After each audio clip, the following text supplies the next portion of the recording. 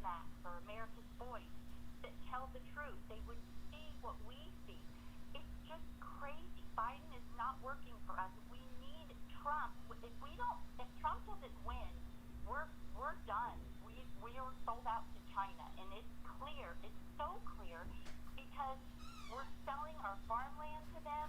Biden lets them do manufacturing here. They're opening up manufacturing companies all over the state. They're buying. The farmers are saying they're coming there, buying their land. As we make it harder for farmers. And just go on Amazon. Everything there is from China. We're not making anything here anymore.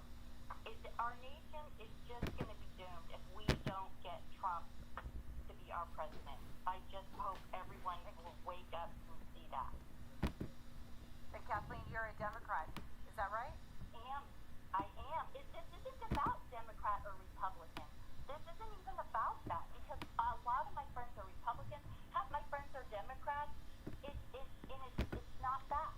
It's not about that. It's about our corrupt government right now. They are so corrupt. And China has made it clear for years and years that they were going to own us. Well, that's what's going on. Why else are we selling out our country? Why have we become not dependent on ourselves anymore for anything? We're dependent on other countries. Why are we giving all these other countries money and not taking care of our own people? Letting in 11 million immigrants, many of them very violent.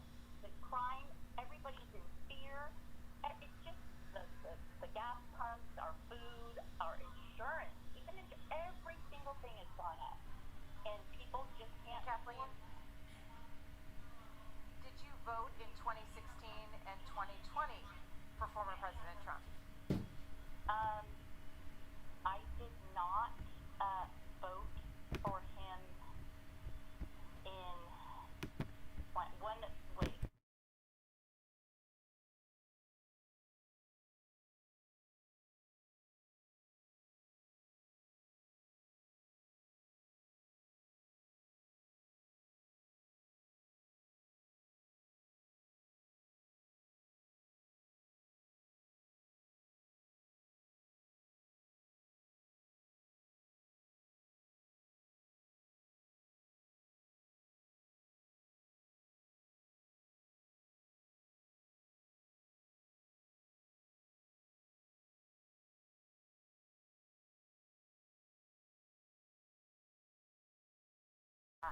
In that document on how to take down the country. Okay.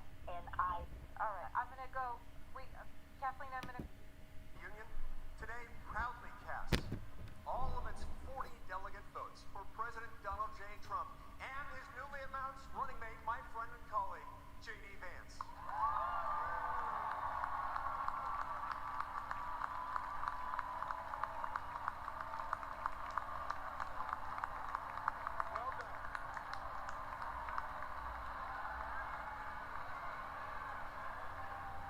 I'm wearing my glasses.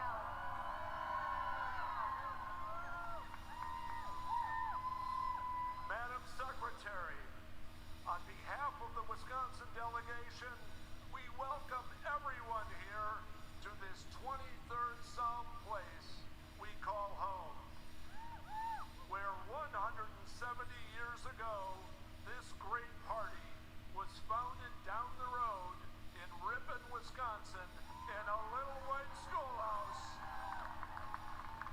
Madam Secretary, the great state of Wisconsin proudly casts all of its 41 votes for Donald J. Trump.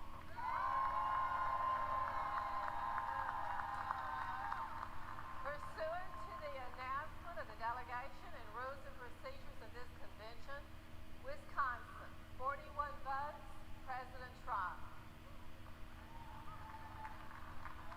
New York, 91 votes.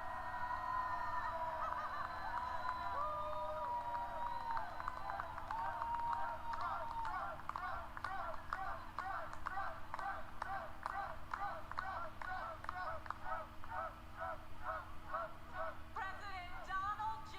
Trump will always be a New Yorker, and New York will always love President Donald J. Trump.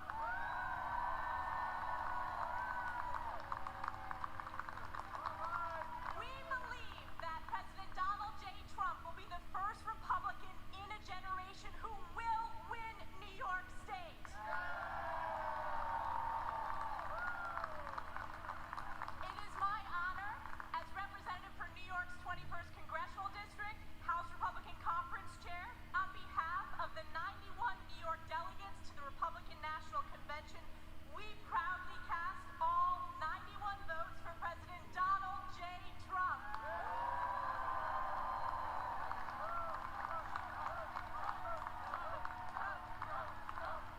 Pursuant to the announcement of the delegation and the rules and procedures of this convention, New York, 91 votes, President Trump.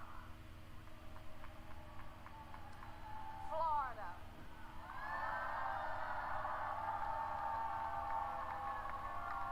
Florida, 125 delegates. Madam Secretary, and everybody in this great city,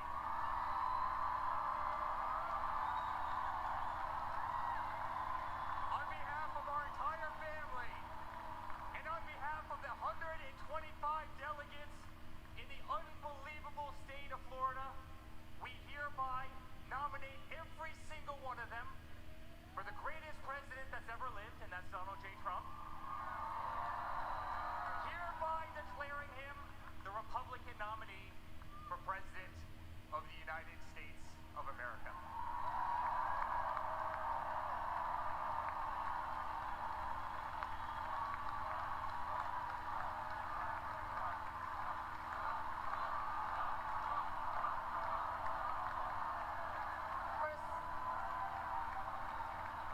Pursuant to the announcement of the delegation and the rules and procedures of this convention, Florida, 125 votes, President Trump.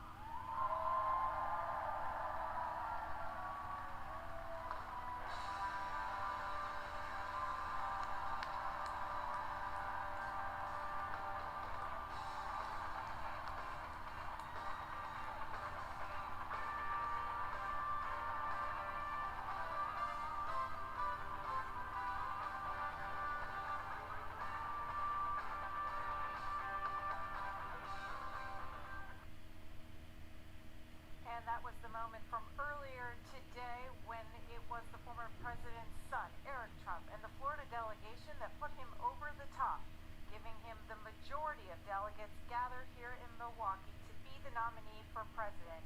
It's the first day of the Republican National Convention in the battle state of Wisconsin, and we're getting your reaction to the news. Today, the party has been busy. They have officially formed their ticket, nominating, as you saw there, the former president to be their presidential nominee, and the announcement and nomination of Senator J.D. Vance from Ohio to serve on the ticket as well as the vice presidential nominee. Jason Miller, a spokesperson for the campaign, tweeting this photograph out. The campaign plane has already changed its name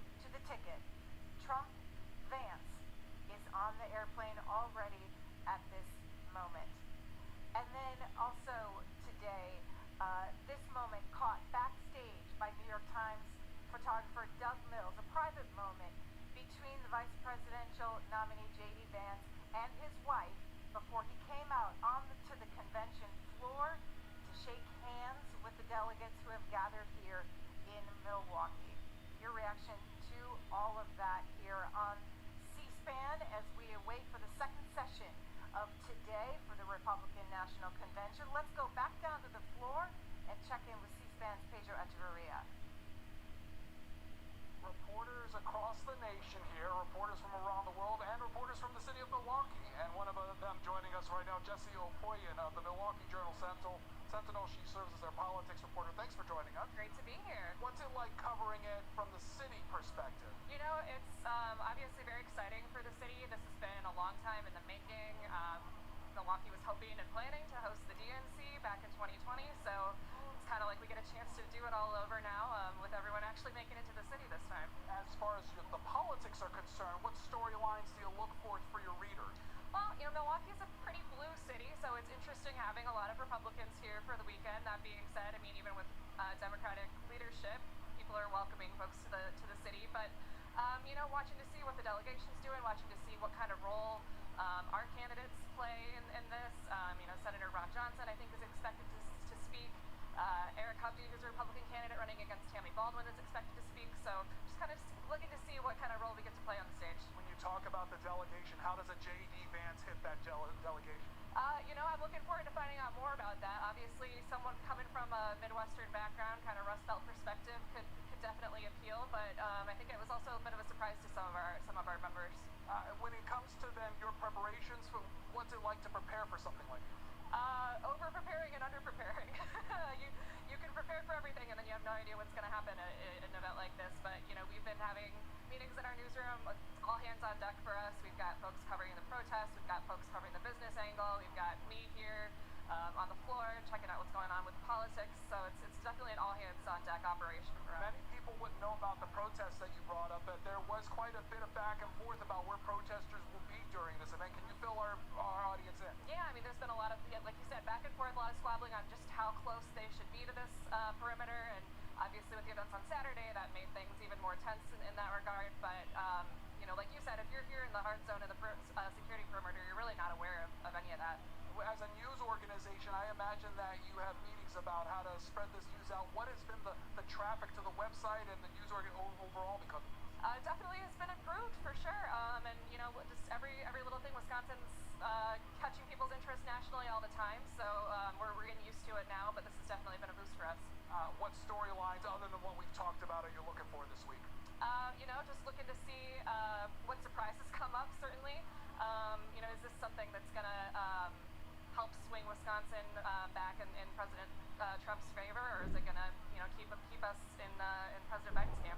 But pretty blue state so far, though. So far, but we're very purple, though. You know, we've got some really blue pockets, but you know, large swaths of the state do vote Republican. As far as the Trump-Vance ticket now, where does that appeal most in the state, do you think? I'd guess probably. I would think sort of in the Green Bay area, sort of like working class suburban area, and probably I would guess in some of the smaller rural areas that have been pretty hard hit economically.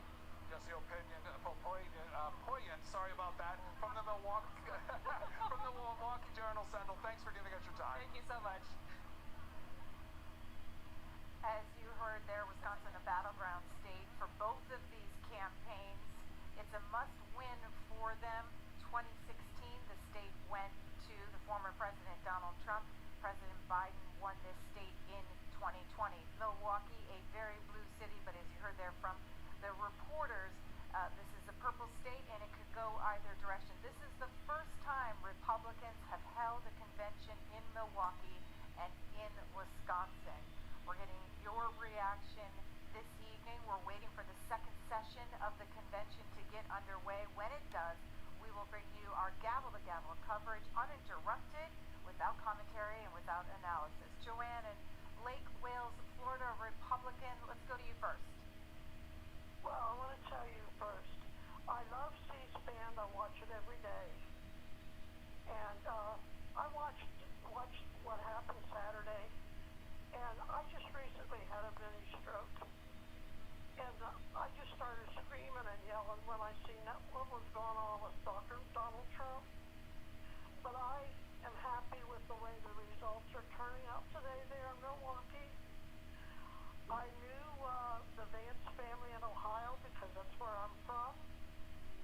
I know what they growed up in because I grew up the same way in a poor family, and I was raised by my grandmother and my aunts.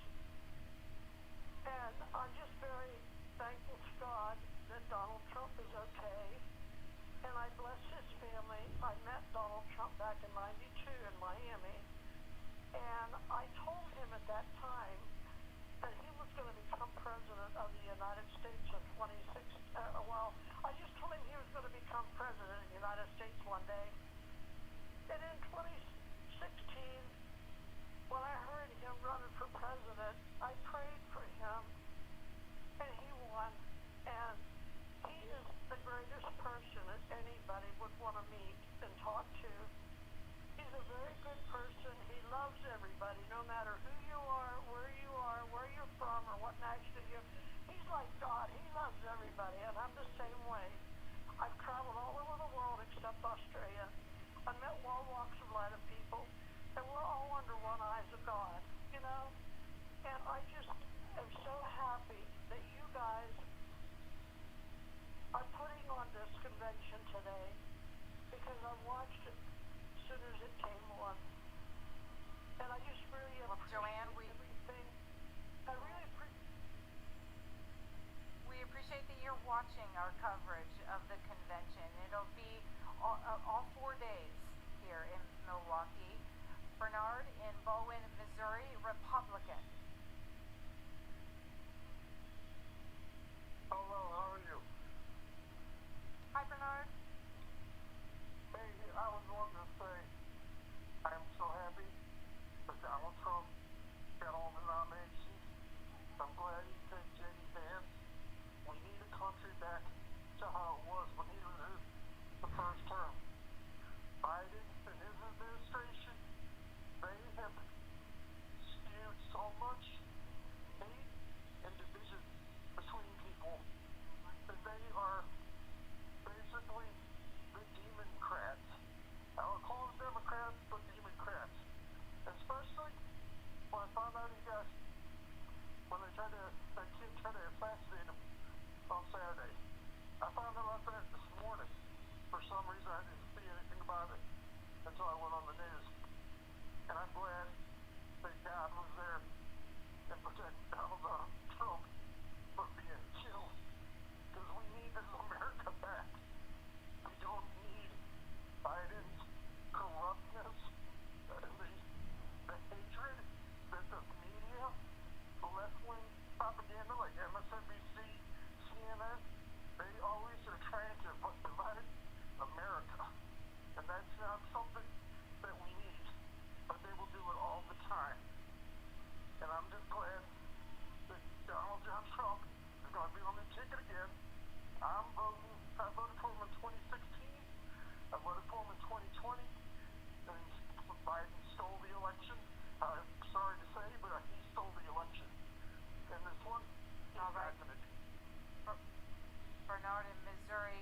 Frank in Johnson City, Tennessee, Independent. Frank, your thoughts? Hi, Greta. Hi. I hope somewhere over the course of the next few days at the convention that somebody will bring it out into the open, a topic that has just seemed to have been pushed back a little bit too much, and that is the Biden administration and whoever is controlling it, they are pushing us daily closer and closer to World War III with Russia. Thank you. Okay. We'll go to Jonathan, El Paso, Texas, a Republican. Jonathan, have you been watching the convention today? Yes, and I'm very pleased that Donald Trump is the Republican nominee. I think that as Republicans and as a Republican who supports Donald Trump, we present a vision for the country that is one of unity, one that seeks to protect free speech, and one that seeks to unite all Americans in making our country great again.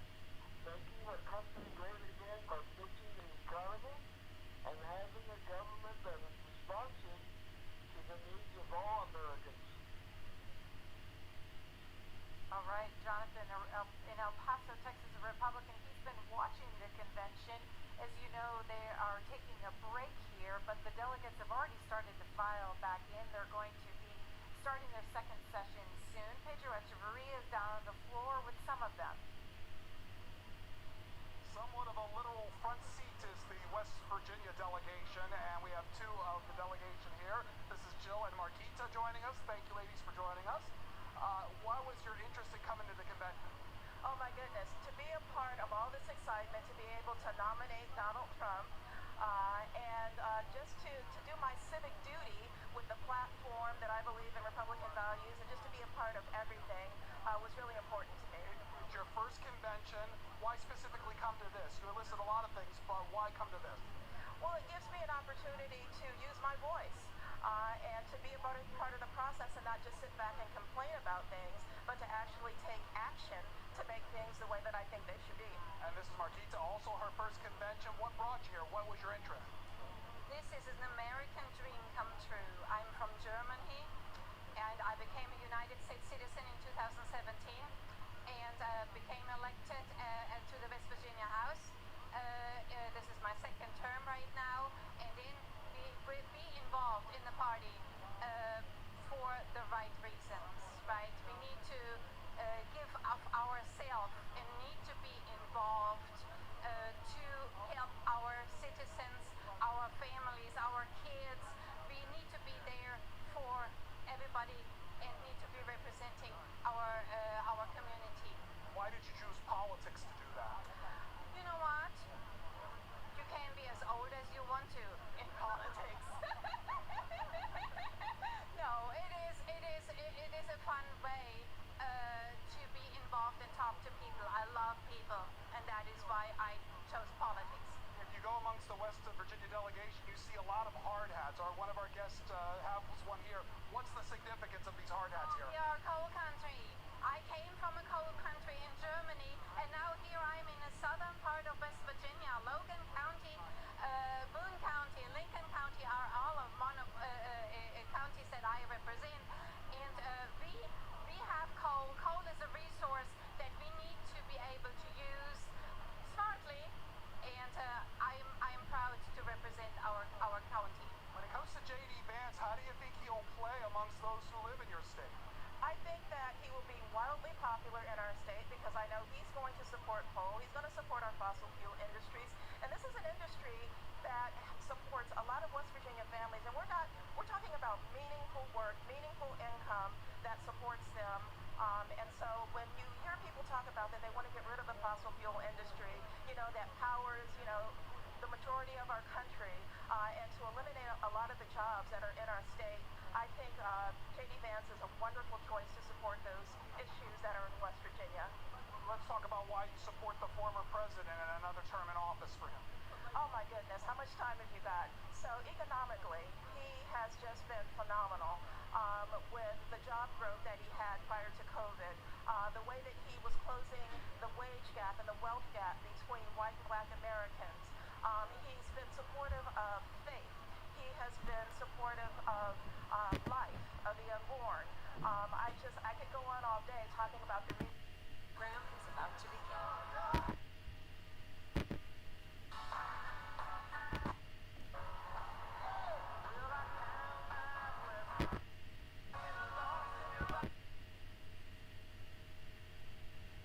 We don't have to imagine a brighter day. We just have to remember, under President Donald J. Trump, we had a secure border. Under President Donald J. Trump, we had peace in Europe. And under President Donald J. Trump, we had an economy so good. We had an economy so good, Democrats were trying to give Obama the credit for it. Look. Yeah, I heard a little earlier today. If you don't vote Donald Trump, you ain't black.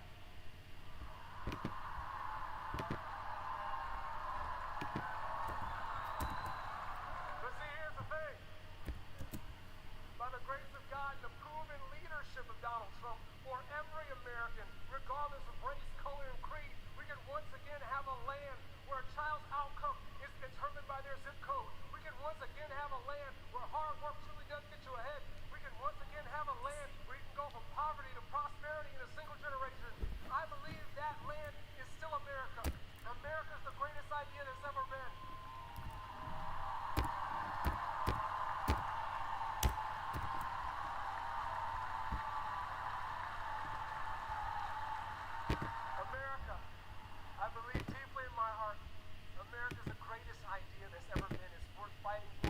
sacrificing for, and it's worth getting out to vote for, because I truly believe in the deepest heart of hearts that with Donald J. Trump back in the White House, the best is yet to come.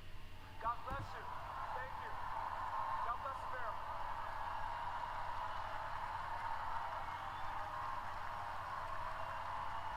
To show families just how much more they're spending on gas under Biden and Harris than they did under President Trump, we placed these signs at gas pumps.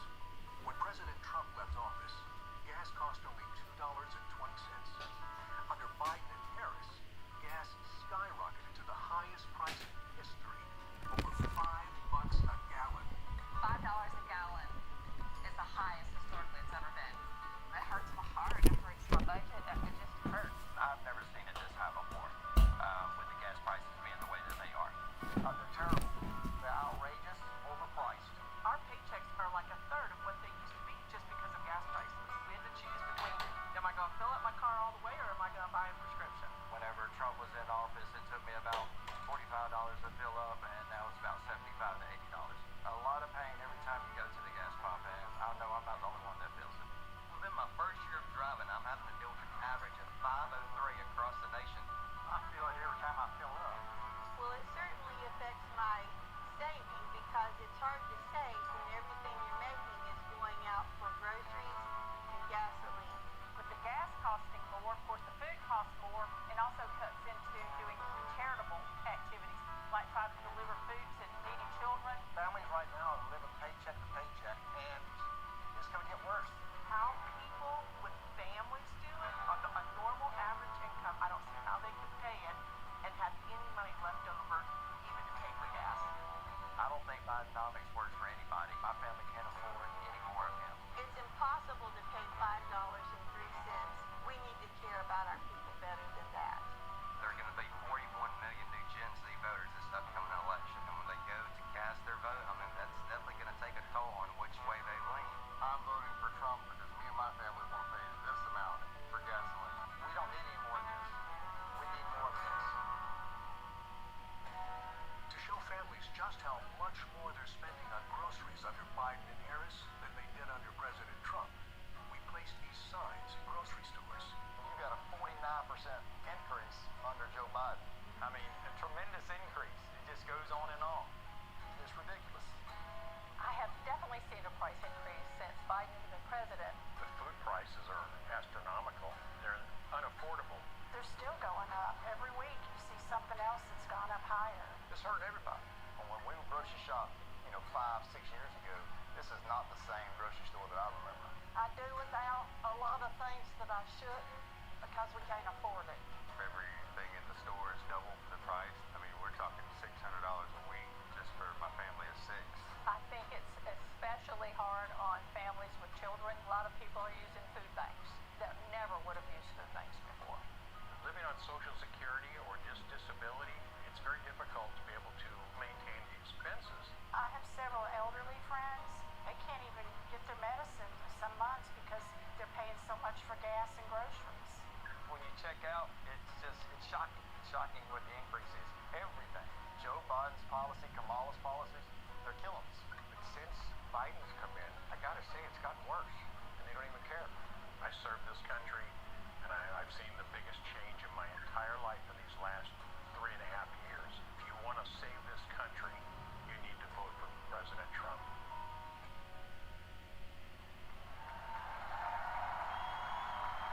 Please welcome American mother, Sarah Workman.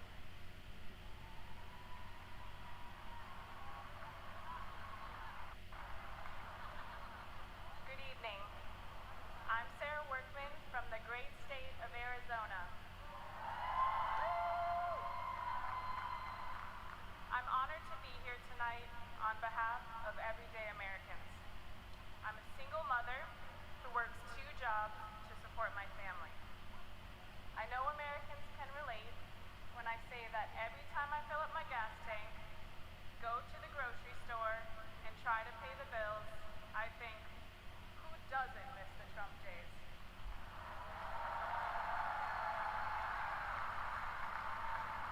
But it's not just the economic pain we're all feeling under Joe Biden.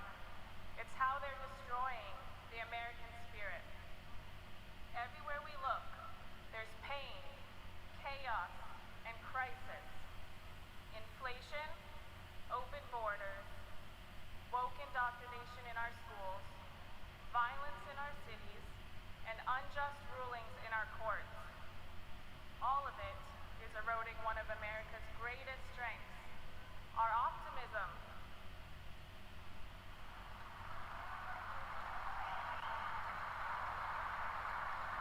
While the left is trying to divide us with identity politics, we are here tonight because we believe that America is always, should be, one nation under God.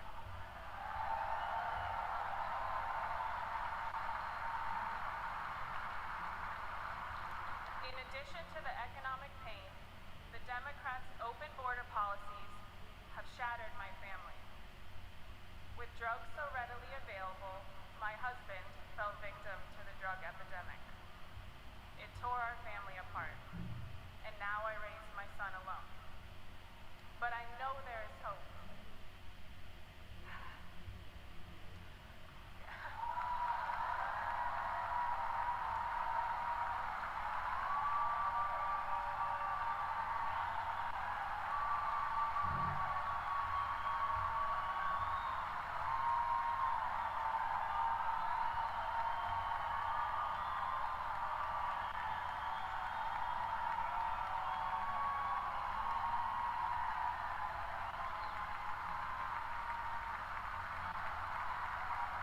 That is what this election represents for all of us who have been forgotten over the last 4 years. Hope. We need God in our hearts and Donald Trump back in the White House.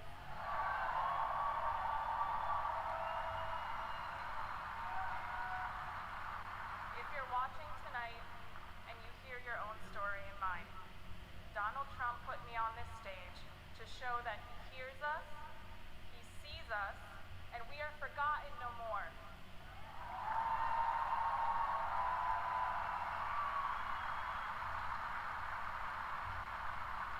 I find peace in God's promise that says, if my people who are called by my name would humble themselves and pray, I will heal your nation.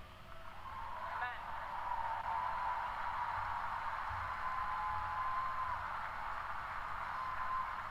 With faith, hope, and love in my heart, I know we will make America great again.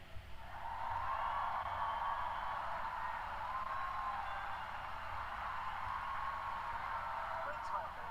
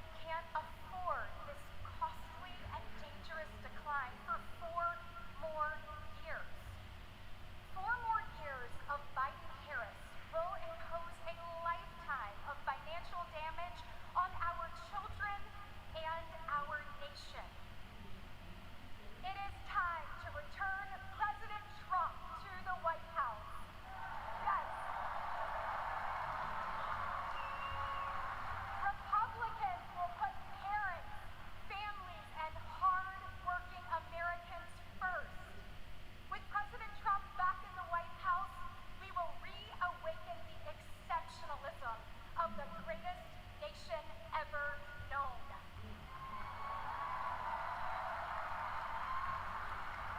We will defeat decline, dust off our dreams, and forge our future. Because families across our nation deserve better. Once again, America will be the land of limitless opportunity for all. And paving that path starts today. So let's roll up our sleeves, send President Trump back to the White House, and get America back on track. God bless.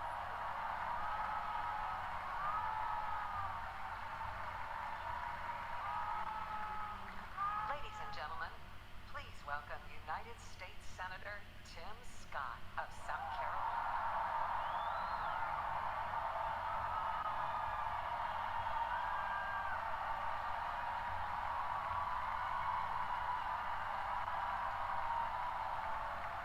Wow. Wow. Wow. Thank you so much. Thank you. Hello, Milwaukee.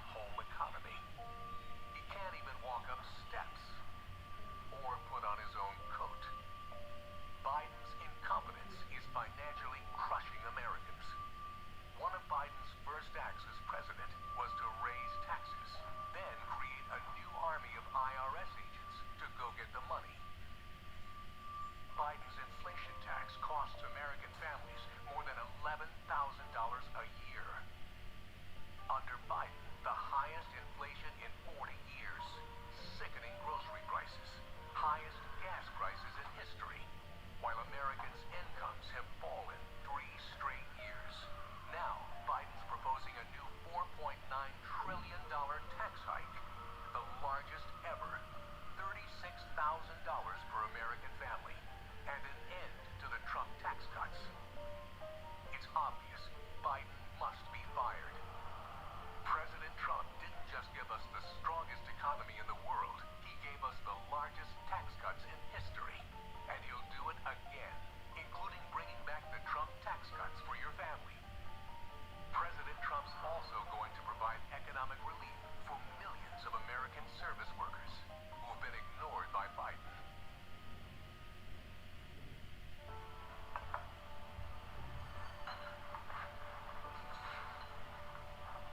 You're looking at America's service workers. And they're over 150 million strong. Waitresses and waiters. Drivers and doormen. Bartenders and baristas. And like so many others in Joe Biden's America, they're struggling economically. The majority now live paycheck to paycheck. Their credit card balances at record highs, at astronomical interest rates, and their incomes are down 3 straight years. The good news? Help is on the way. President Trump's economic plan to restart America includes no tax on tips earned by our service workers. A huge financial shot in the arm. You see, unlike Biden, President Trump doesn't want these Americans to just survive. He wants them to thrive. President Trump, he'll make America affordable again. Please welcome the Governor of the Commonwealth of Virginia, Glenn Youngkin.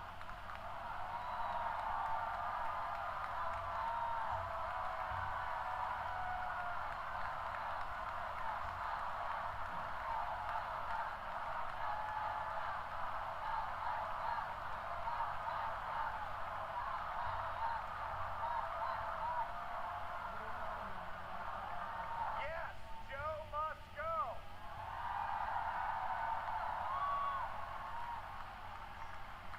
Good evening. I'm Glenn Youngkin, the governor. The governor of the home of Washington, Jefferson, Madison, and Monroe, the great Commonwealth of Virginia.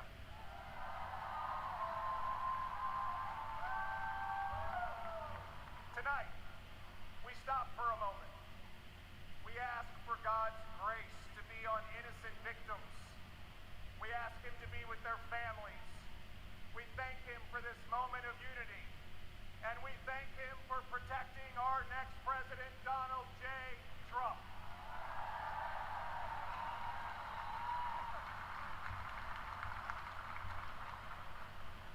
And tonight, our nation can have the conversation that so many families have at their kitchen tables. Yes, those tough conversations. How do we make it all work? The conversation young families from Midlothian, Virginia till Milwaukee, Wisconsin, whose dreams of buying a home have been shattered by 7.5% mortgage rates.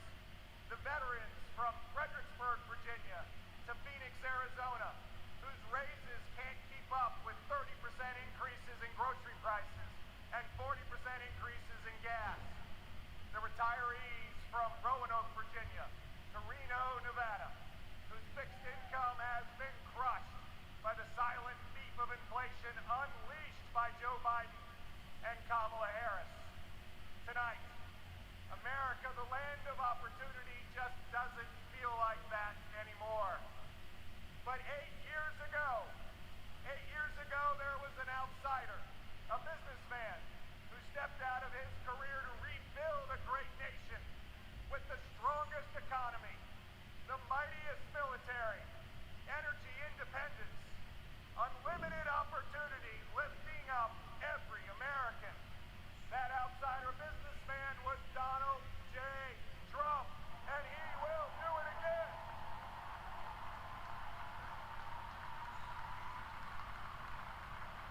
I'm proud to be a homegrown Virginian, from a family like a lot of families, with ups and downs and highs and lows. My mom was a nurse, and she was my hero. She pulled 15 washing dishes and flipping eggs, I learned that there is dignity in work.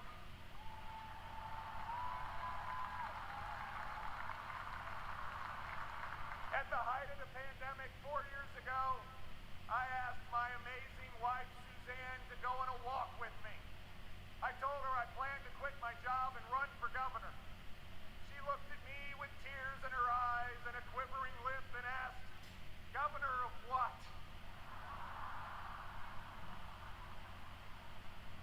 We prayed together. We asked God for guidance and wisdom. And we said if elected, we would serve. After 12 years of only electing Democrats statewide, in November 2021, Virginians elected a Republican outside businessman as their 74th governor.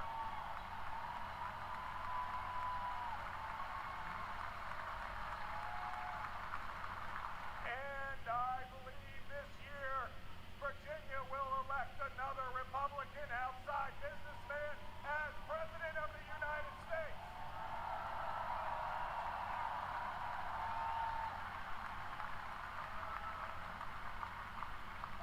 President Trump proved that common sense conservative leadership works. It works for America. And we're proving it in Virginia, too.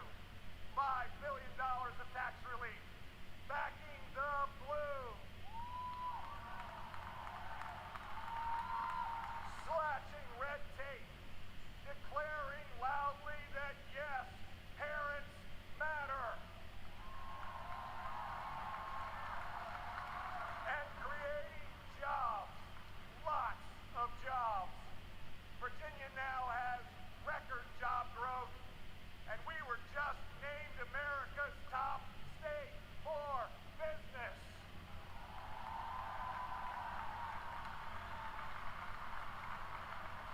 Friends, could this election be more simple? It's common sense versus chaos. It's strength versus weakness. Friends, it's not just Republicans who see this. It's Republicans, independents, and lots of Democrats. It's Americans. Under President Trump, America had high growth and low inflation. Under Joe Biden, America has low growth and high inflation. 66% of Americans now live paycheck to paycheck. Moms and dads worry, can they buy new shoes for their kids going back to school? Can they write the tuition check for college? Will they ever be able to retire?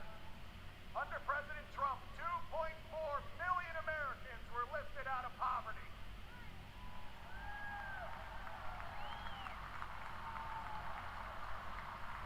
Women, Black Americans, Hispanic Americans, Asian Americans all saw record low employment. Under Donald J. Trump, we once again will have that rip-roaring economy that lifts up all Americans. That is our tomorrow.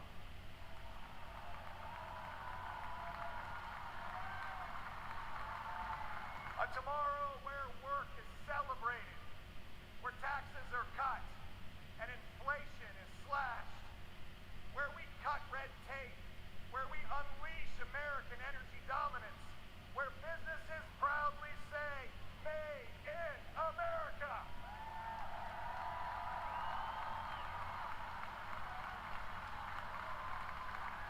Where entrepreneurs dream and small businesses thrive, where Americans from any background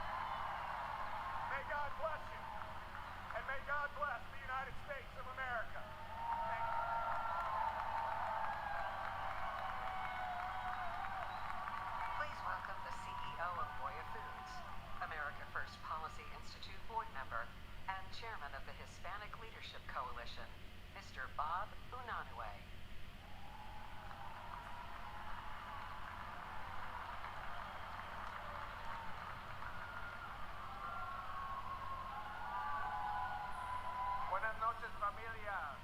Good evening, family.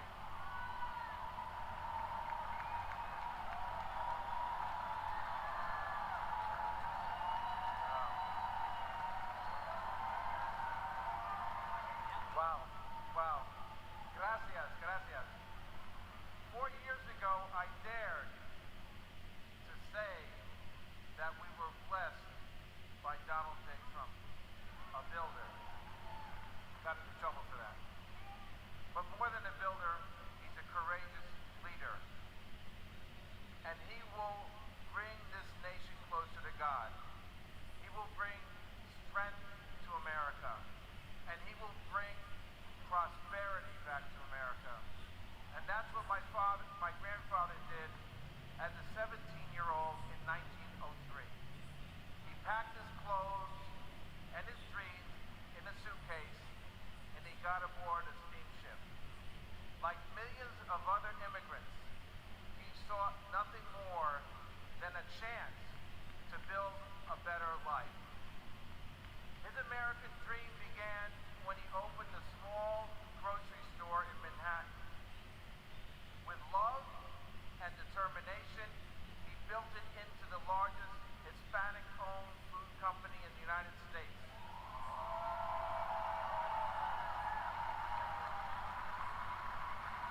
Goya Foods grew as the Latino community flourished.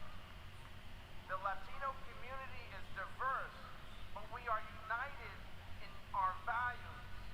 Values that include an unwavering faith in God, and an abiding love of family, and a fierce work ethic.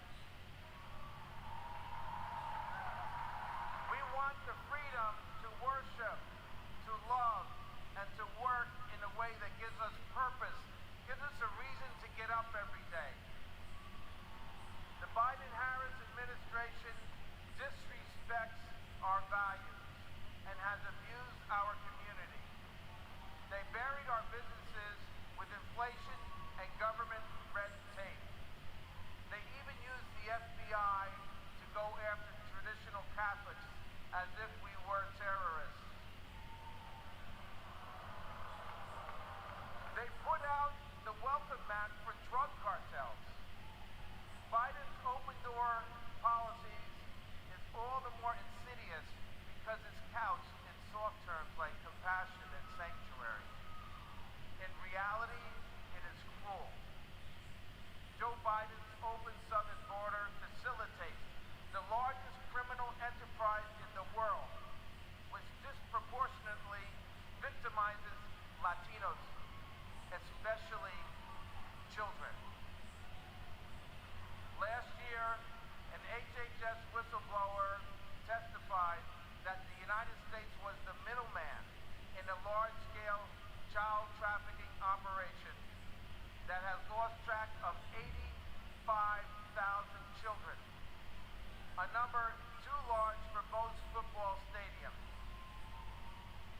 Our border czar, Kamala Harris, that means so bad, and we have enough bad, we need some good, we need goodness, was missing in action.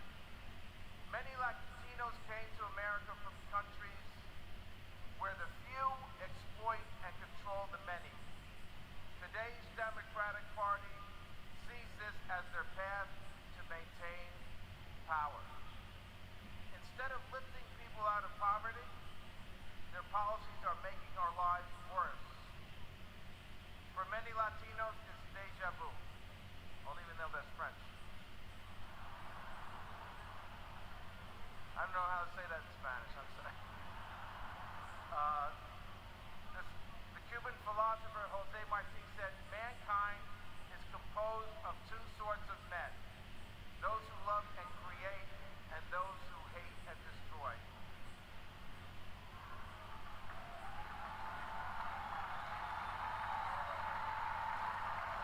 Joe Biden and his allies show contempt for anyone who disagrees with them.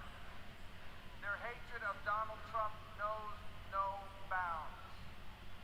Their radical policies are wrecking our economy and destroying our lives.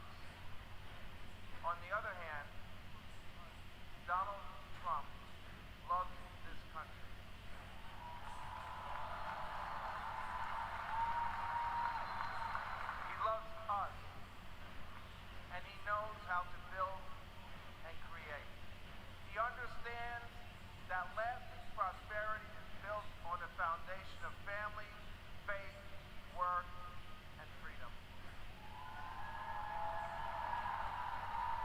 not the quicksand of government handouts.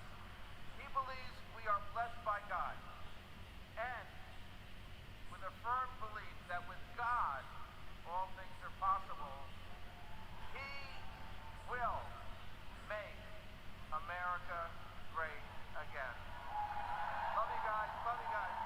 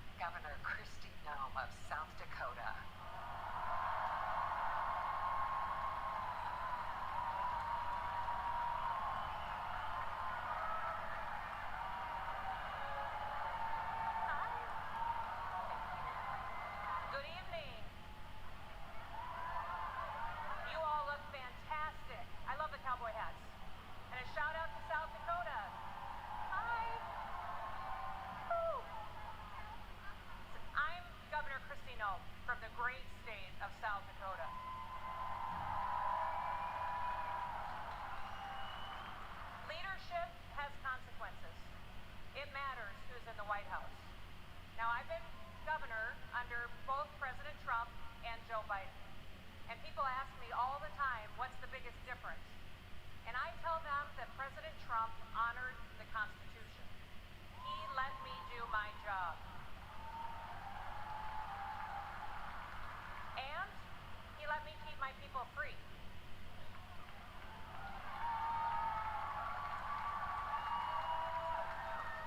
Now, leadership on the state level, it matters too. It certainly mattered in South Dakota. I am so proud to say that South Dakota's strong economy has been a beacon of freedom for America. Most of you probably first heard about me during COVID, didn't you? Because South Dakota was the only state in the country that stayed open for business.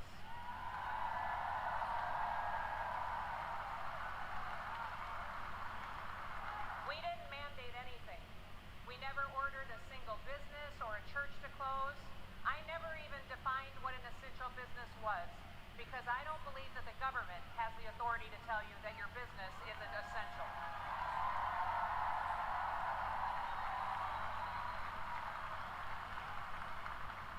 When other states were pushing mandates and lockdowns, instead in South Dakota, we hit the gas.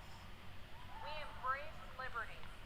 We told our story and we invited people to come and to enjoy our beautiful state.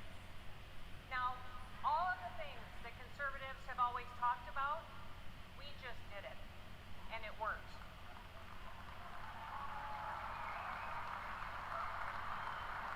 Our economy took off, and since I've been governor, we broke the national record for the lowest unemployment rate in American history at 1.8%. In South Dakota, everybody works. We paid off state debts and bonds. We fixed dams and bridges. We built roads. We have a fully funded pension plan and a AAA credit rating. We broke records for surpluses, and we balance our budget every single year.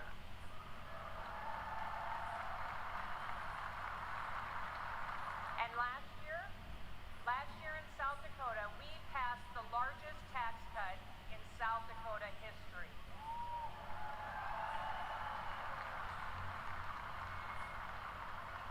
Under my administration, incomes in our state have gone up 36%. Women-owned businesses are thriving. We also have the highest birth rate in the nation. People are having babies because they're happy.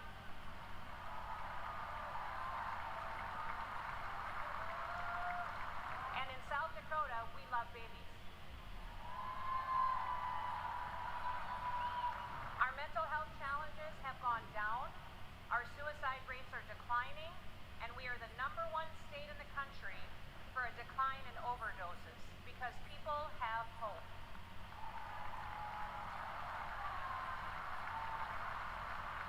We're growing so fast that we needed more workers to catch up. So we launched the most successful workforce recruitment campaign in the history of South Dakota. And they have come by the thousands to join us and to live with us. Do you guys remember those ads when I was a really lousy plumber and a really terrible electrician? Do you remember those? Well, since we started those ads, we have seen a 78% increase in licensed plumbers in the state of South Dakota. We've seen a 44% increase in electricians in our state. Now, people aren't moving to South Dakota for our beaches or for our beautiful January weather. They are moving to our state for opportunity and for freedom. And all of this happened because our people were bold. We took action, and I was strong. Now, South Dakota proved that freedom will make America wealthy again.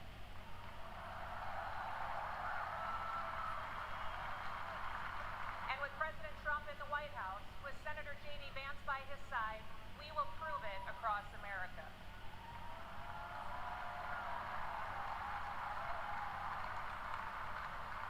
Listen, 2 days ago, the whole world changed. Evil displayed itself in the very worst way, through a cowardly act. An innocent American lost his life, and we will continue to lift his family up in our prayers every single day. Prior to this week, we already knew that President Donald Trump was a fighter. He is the toughest man that I have ever met. Nobody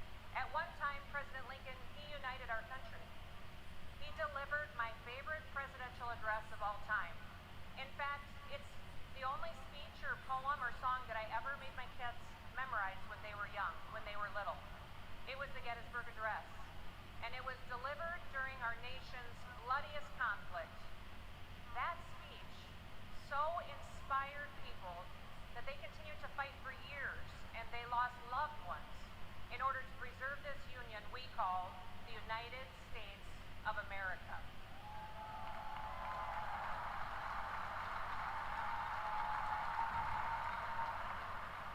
Now, at that time, President Lincoln encouraged us to take increased devotion, that this nation, under God, shall have a new birth of freedom, and that a government of the people, by the people, and for the people shall not perish from this earth.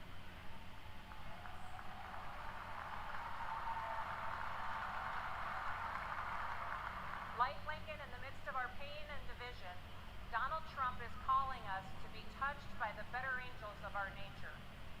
As Paul wrote in 2 Timothy, God has not given us a spirit of fear, but of power and of love and a sound mind.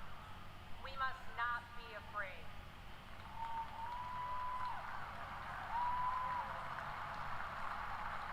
Even in our darkest days, we have never once given up hope. So don't quit on America. If we lose this country, where else will we go that provides more freedom and opportunity for our kids and our grandkids?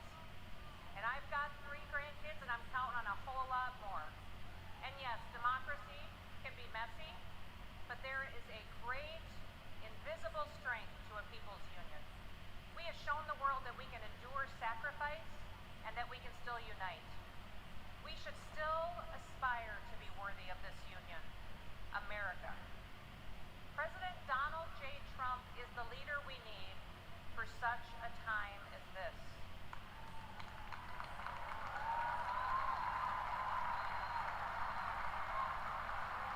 So now, I need you to get to work. Get out there, go do it. Don't quit. Keep fighting, keep uniting, keep talking to people, win the hearts and minds, and may God bless you, and may God continue to bless the great United States of America. Thank you. Donald Trump's surprise visit to a construction site, hundreds of cheering union members turned out to meet the former president. It was quite a scene. These are hardworking New Yorkers, okay, union members who have been working on this big construction site here in Midtown Manhattan near Trump Tower. I think these maybe were Democrats, but for me they're a Republican. We built a lot of great buildings in the city with these people, and they've given me great support. They're very, very talented people.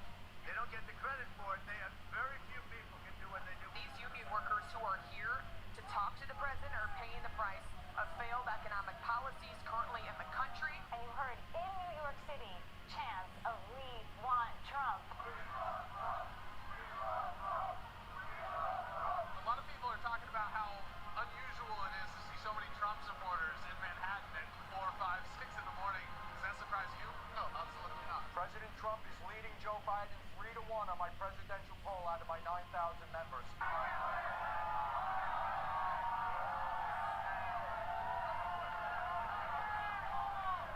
Trump's turn again. What's your message to Joe Biden? We're a very patriotic group, and we love our country, and we want the best for America.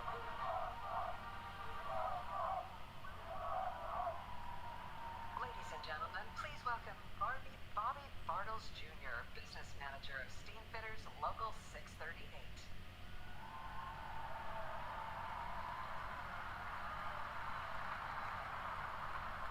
Good evening, everyone. My name is Bobby Bartels. I'm a proud member of Steamfitters Local Union 638. And like many of my fellow union members, I've been a Democrat my whole life. And like so many of my fellow union members, we have come to expect empty promises from Democratic politicians.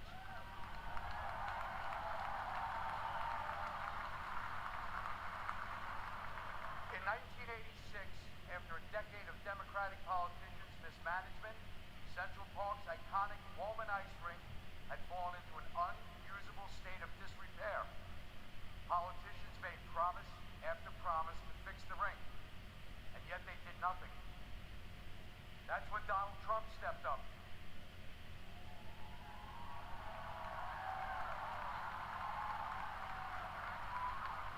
He wasn't mayor, he wasn't running for anything, but he was a guy who cared about people, and he knew how to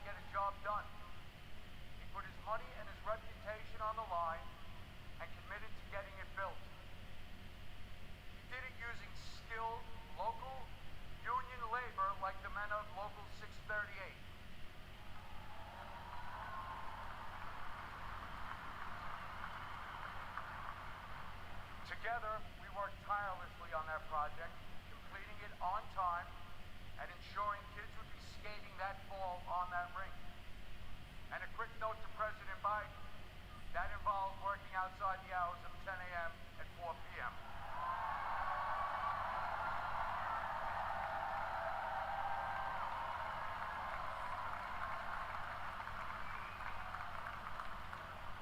Early one hot summer morning on that job, I saw Donald Trump visiting the site. I yelled out, "You here to buy us coffee?" The president walked right over. He wasn't the president at the time, but he walked right over, grinning, and handed me some cash and told us it was too hot for coffee. Go buy sandwiches and drinks for everyone.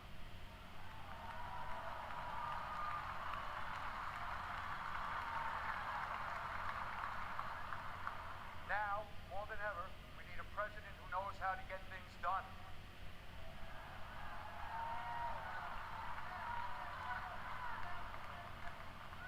We have an open border inviting illegal immigrants to take our American jobs and lower our wages.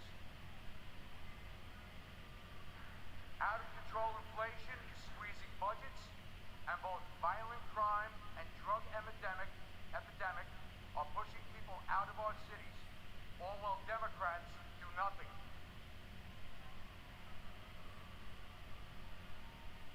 That's why this Union Democrat will be voting Trump along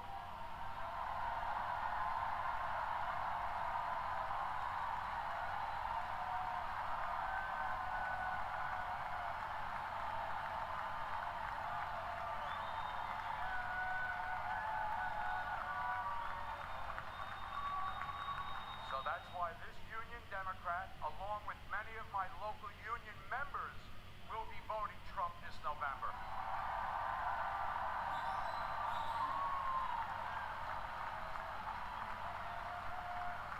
So that we can take back the middle class, take back the country, and rebuild the middle class that my union has helped build over so many years. God bless America. Thank you.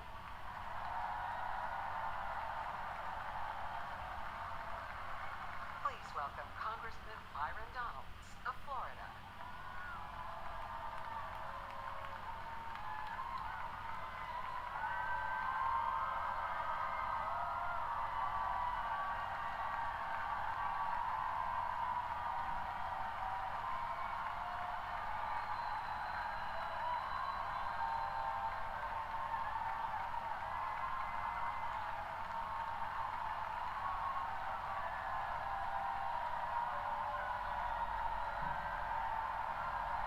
Good evening, Milwaukee.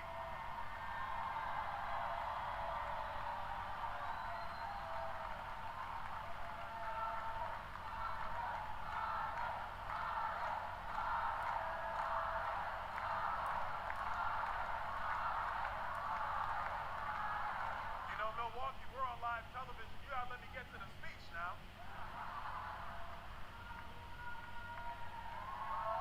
Thank you. I'm Byron Donalds, and I come from the great state of Florida. And I proudly represent the people of Southwest Florida. But I was raised by a single mother in Brooklyn, New York.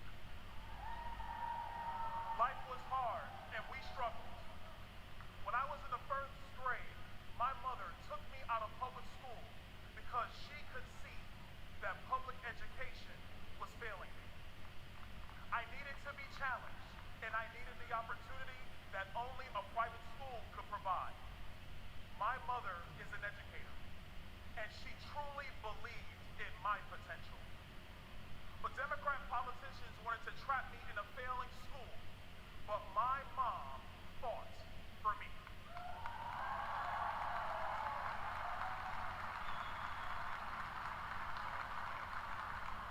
Mom, I just want to take this opportunity to say thank you.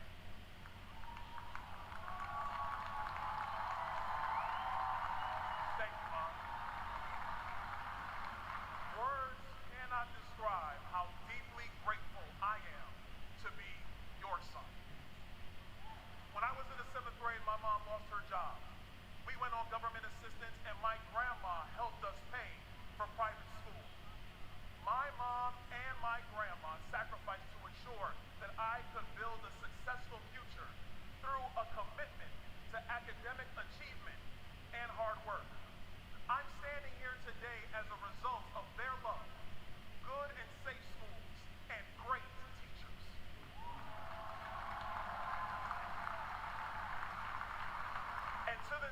Leaders of America who pour your heart and your soul into your students and teach the next generation to love, honor, and serve our great country, we all say thank you.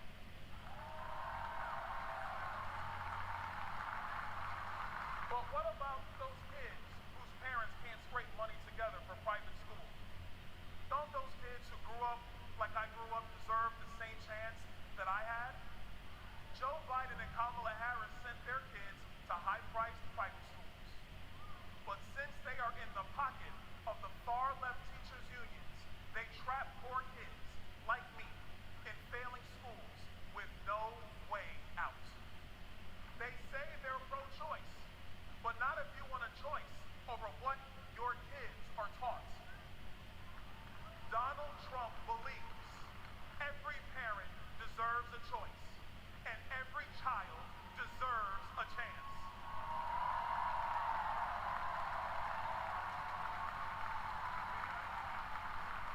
And in November, when Donald Trump is elected, our nation's 47th president, we will make sure all America's children get that chance.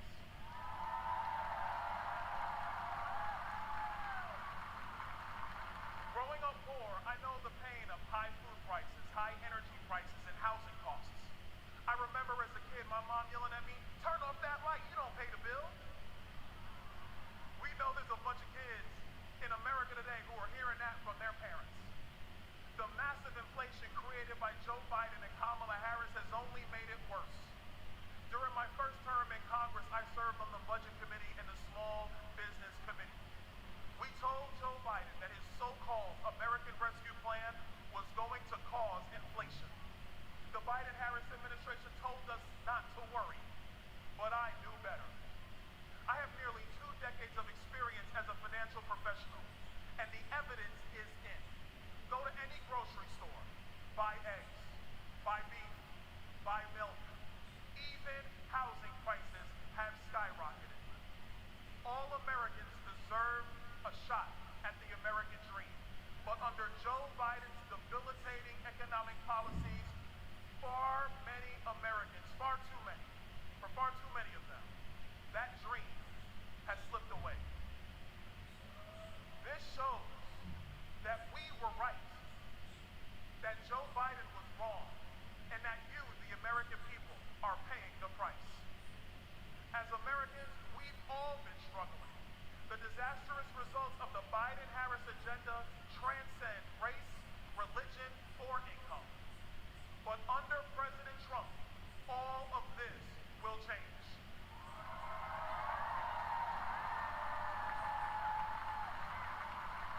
And if there was ever a time in our nation to come together, that time is now. With Trump, our economy will boom again.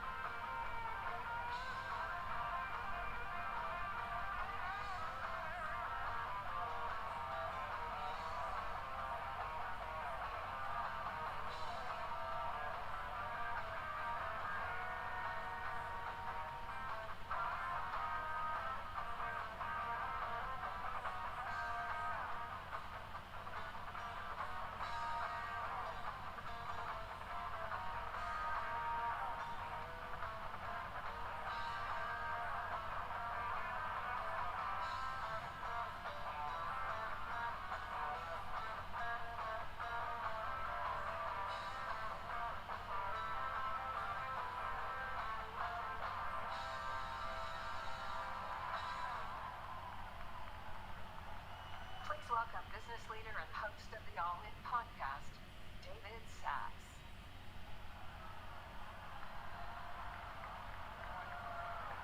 Good evening, America. I'm David. Good evening, America. I'm David Sachs, a legal immigrant who worked hard to achieve the American dream. Now, thank you.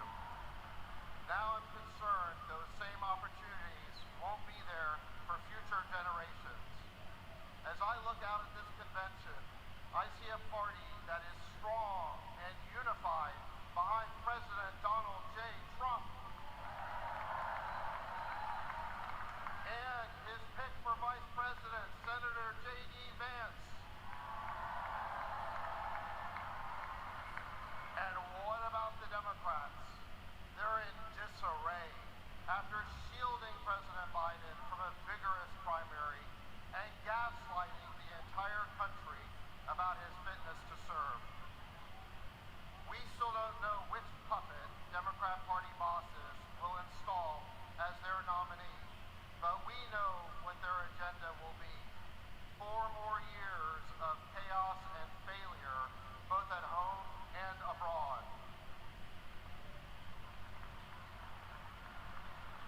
In my hometown of San Francisco, Democrat rule has turned the streets of our beautiful city into a cesspool of crime, homeless encampments, and open drug use. Democrats, led by border czar Kamala Harris, have allowed millions of illegal migrants to invade our country. They tasked Homeland Security not with stopping the illegal aliens, but with busing them all over our country. Democrats have recklessly spent trillions of dollars of wasteful and unnecessary government programs, setting off the worst inflation since Jimmy Carter. But worst of all, the Biden-Harris administration has taken a world that was at peace under President Trump, and they lit it on fire. First, President Biden botched the Afghanistan withdrawal, displaying incompetence and weakness for the whole world to see. Then, he provoked the Russians to invade Ukraine with talk of NATO expansion.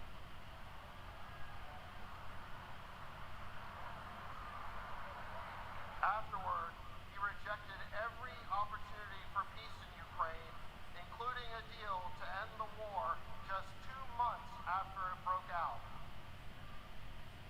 Now the war is deep into its 3rd year, with no end in sight. Hundreds of thousands of people are dead. Hundreds of billions of our taxpayer dollars have gone up in smoke. President Biden sold us this new forever war by promising it would weaken Russia and strengthen America. Well, how does that look today? Russia's military is bigger than before, while our own stockpiles are dangerously depleted. Every day, there are new calls for escalation, and the world looks on in horror as Joe Biden's demented policy takes us to the brink of World War III.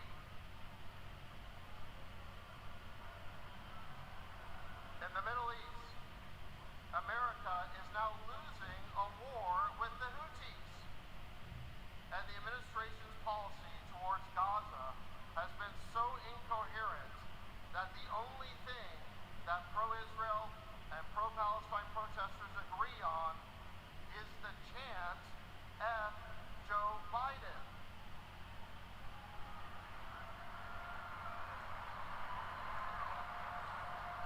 Rather than bolstering confidence in American leadership, as he promised, President Biden has become the symbol of an America in decline. This may be our present, but it does not have to be our future.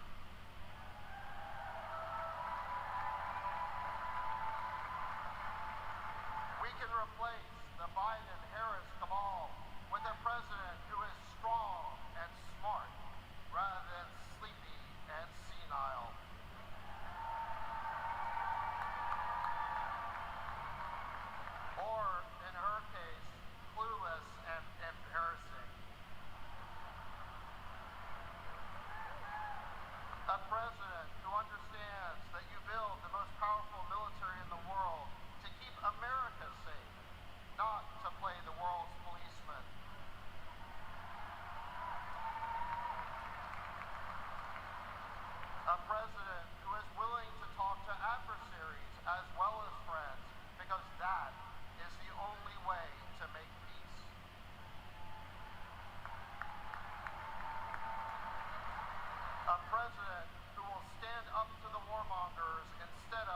empowering them.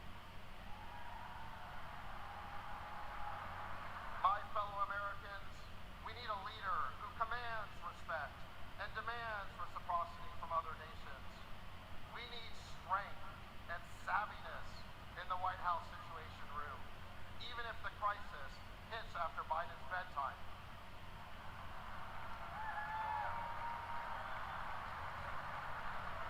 We need a president who can be president and lead, not a puppet controlled by his or her staff.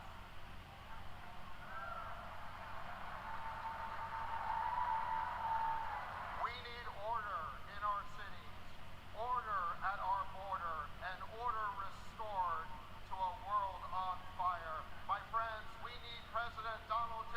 Trump back in the White House. Thank you.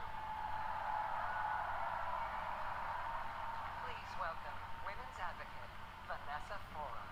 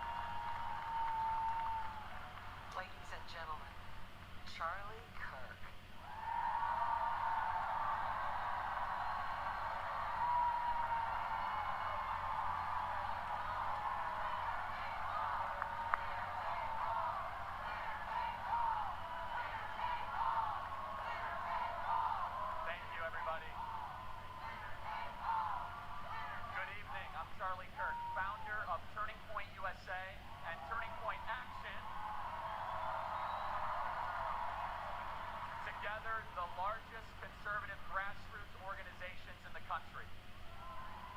Thanks to our work, I talk to a lot of young people on campuses, at our events, on my radio show, podcast, and social media. Said differently, I visit college campuses so you don't have to. I hear a lot from young people about their hopes, their dreams, and their fears. You see, young people are idealists. They respond to vision. For the past 4 years, they've seen the vision of the Biden-Harris regime. That vision is, you'll own nothing and be happy. The Democrats say, instead of owning a home, you'll rent a 400-square-foot studio apartment. Instead of owning a car, you'll rent a scooter using some app. Their vision is this: limit your dreams, give up, aim lower, be content with less. If you're a 20-something in America, life has been really tough. You've watched home prices rise 47% since 2020. 47%. Home ownership is now out of reach unless you make over $106,000 a year. Since I last spoke at the Republican convention 4 years ago, I've become a husband and father. In fact, we have 2 under 2. I think I get extra points for that.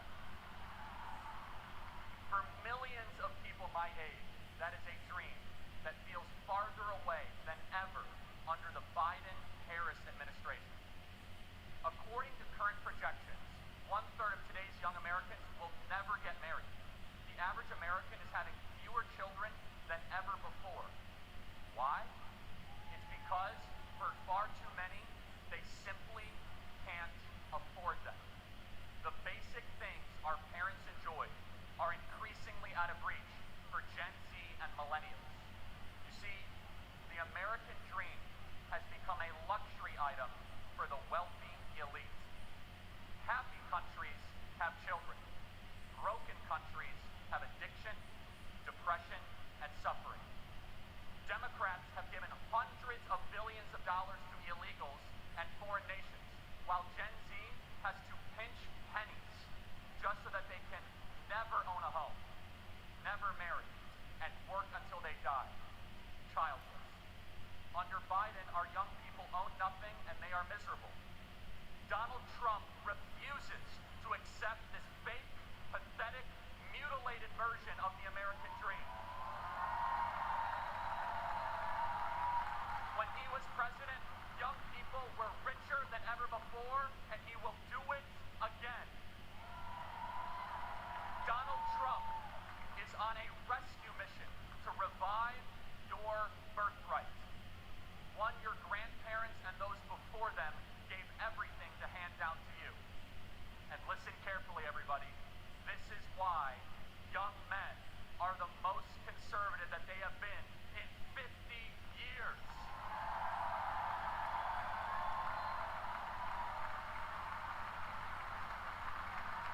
To all the Gen Zers watching this convention on TikTok right now, I have a message just for you. You don't have to stay poor. You don't have to accept being worse off than your parents. You don't have to feel aimless and unhappy. You don't have to support leaders who lied to you and took advantage of you for your vote. America's future is a series of choices. Our current state of slow motion national decline is a choice. This November, we're going to choose success. We're going to choose to put the future of Americans first. We are going to choose to no longer be spectators this election. We together are going to do the work to save America.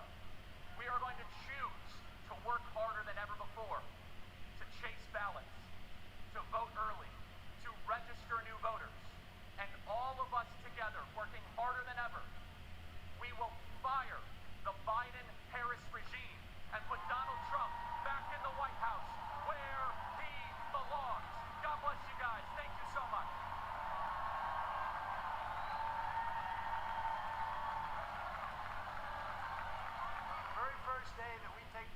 White House from crooked Joe Biden, the worst president in the history of our country. I believe that we're going to have four of the greatest years in the history of our country. I will once and for all secure our elections. We're going to go to paper ballots. We're going to have same-day voting, voter ID. We're going to do it properly. We're going to have good, secure, beautiful elections. We never want what happened in 2020 to happen again. But until then, Republicans must win. And we must use every appropriate tool available to beat the Democrats. They are destroying our country. Whether you vote early, absentee, by mail, or in person, we are going to protect the vote. That's the most important thing we have to do, is protect the vote. Keep your eyes open, because these people want to cheat, and they do cheat, and frankly, it's the only thing they do well. We will make sure your ballot is secure and your voice is heard. Many Republicans like to vote on Election Day, and we must swamp the radical Democrats with massive turnout on Tuesday, November 5th. The way you win is to swamp them. If we swamp them, they can't cheat. It just doesn't work out. But if you can't make it, you need to make a plan, register, and vote any way possible. We got to get your vote. So with your vote, we will win a victory the likes of which no one has ever seen before. We will evict crooked Joe Biden from the White House, and we will take back our country on November 5th, 2024, the most important day in the history of our country. That's what it's going to go down as. Thank you. Ladies and gentlemen, please welcome the chair of the RNC Committee on the Platform, United States Senator Marsha Blackburn of Tennessee.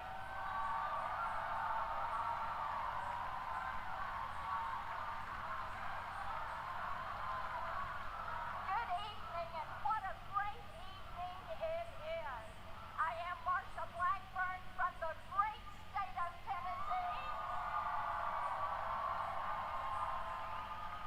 And yes, last week I did have the honor of chairing the Republican Platform Committee. We produced a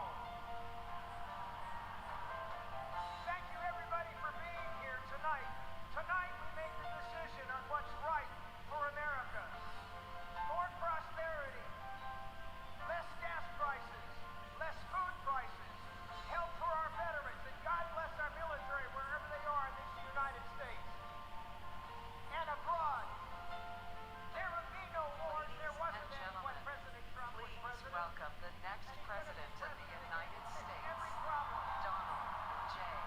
Trump.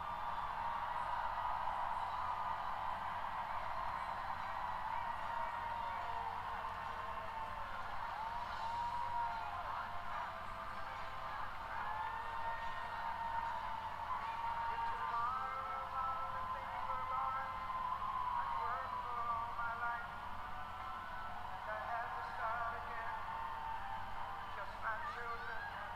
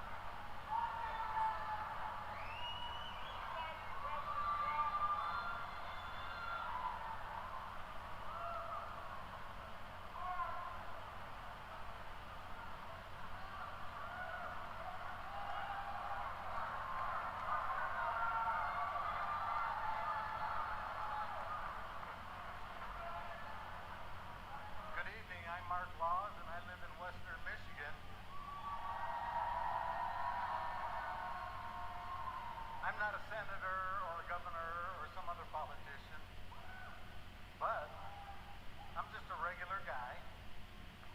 But to my kids and my grandkids who call me Peepa, I'm the guy.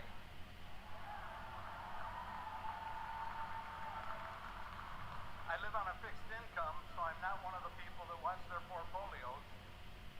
No, in the big boy Joe economy, I just worry about getting through the day.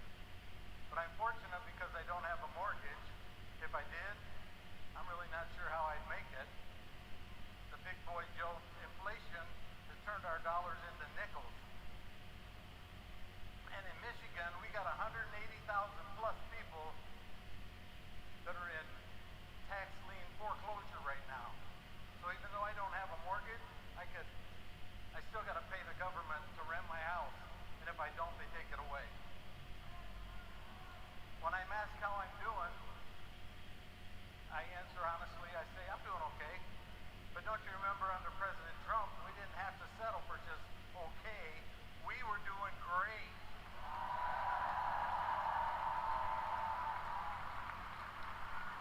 I wanted to make some improvements to my home, but with inflation and the price of materials, that's not possible.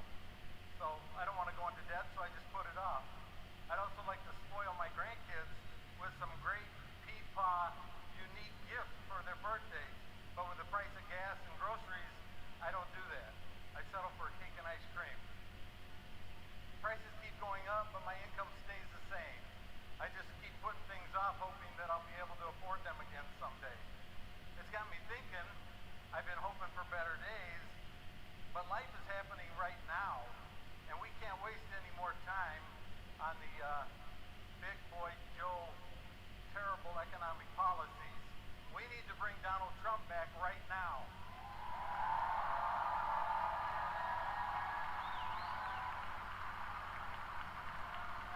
We need to know and share the 20 promises that Donald Trump has made.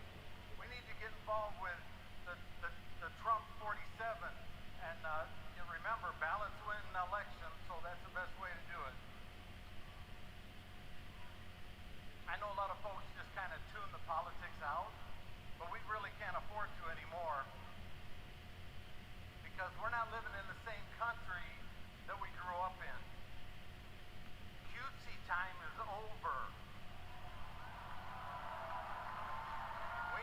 We need to all of us put our shoulder to the wheel and push along and get Mr. Trump, Donald Trump, to be number 47 again. Thank you, and God bless America.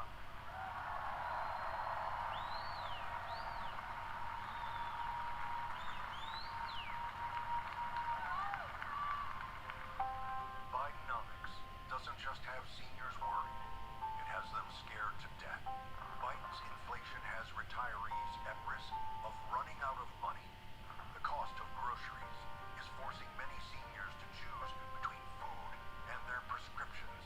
Their Social Security isn't keeping up with inflation.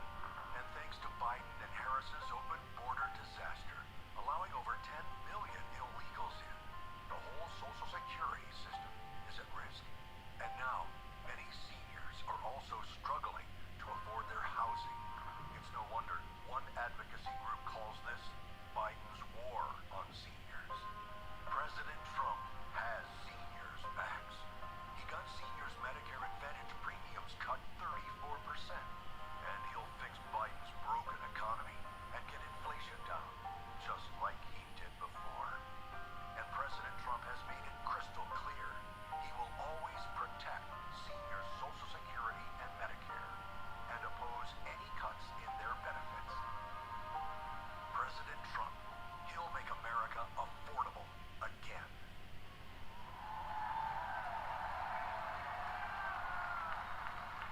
Please welcome Benjamin Joseph.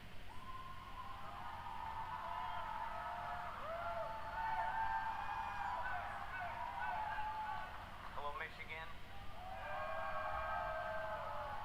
Hello, my fellow patriots. I'm the owner of a home remodeling business that my father Steve started in 1972. During the Trump boom, we were thriving. Under Biden, we were surviving. I know other business owners, like many of you in this room, can relate. With the financial strain caused by the Biden-Harris economy, many clients are tightening their belts, closing their wallets, and cutting back on their home remodeling projects. To keep work coming in, I've had to lower my margins, and I mean lower them. I'm now barely making payroll, and our family is just has enough to live on. But we can't build up any savings, and we can't move forward. As parents, we want to provide for our children, but more and more parents like myself have to look their little girl or their little boy in the eye when they're asked for something and say, we can't afford it. Those 4 words are heartbreaking. We didn't have to say those words under Donald Trump when he was president. That's because Donald Trump is a businessman, not a crooked career politician.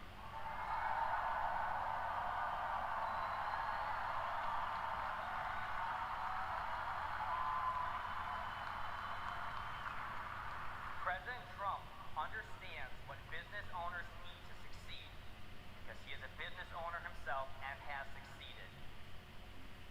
He knew we could create millions of great jobs if given the chance, and we did. The Trump's tax cuts and regulation cuts empowered entrepreneurs like you and me and enabled us to expand our businesses.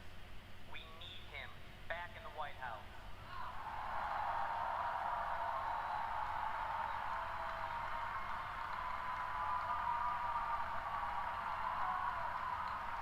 As a representative of Michigan at this convention, I want to give a special Michigander thank you to President Trump for being our champion.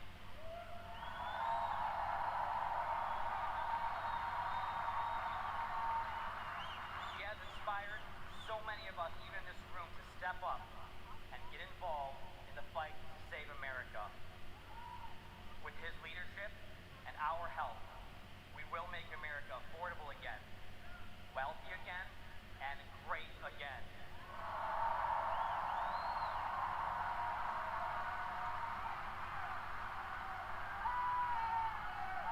May God bless each and every one of you. May God bless and continue to protect President Trump and his family.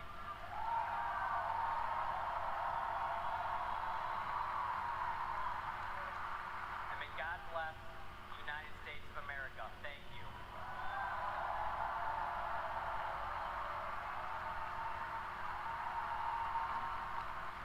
Please welcome Amber Rose from South Philadelphia.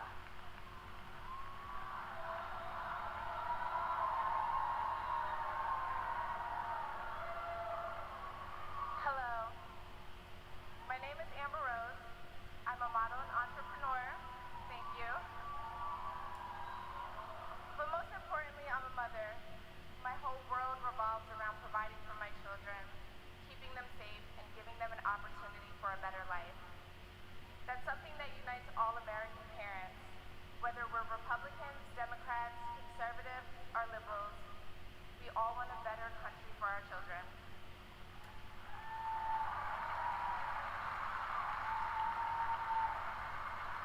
But I'm here tonight to tell you, no matter your political background, that the best chance we have to give our babies a better life is to elect Donald Trump President of the United States.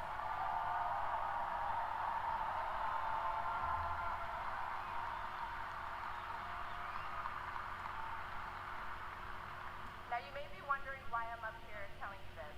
I'm no politician and I don't want to be. But I do care about the truth. And the truth is that the media has lied to us about Donald Trump.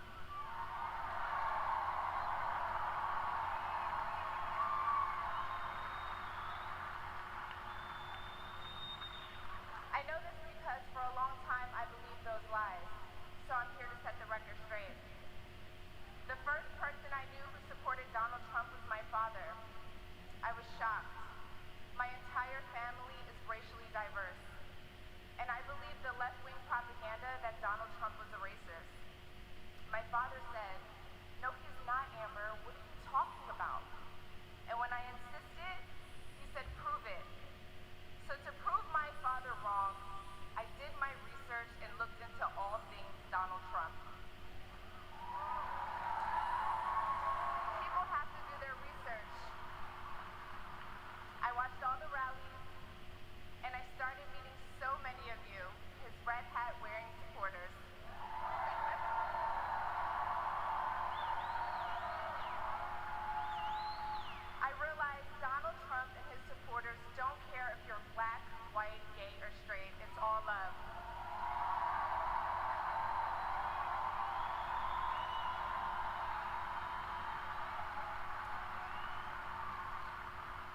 that's when it hit me.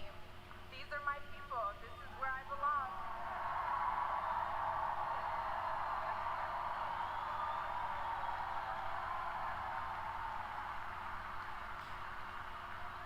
So I let go of my fear of judgment, of being misunderstood, of getting attacked by the left, and I put the red hat on too.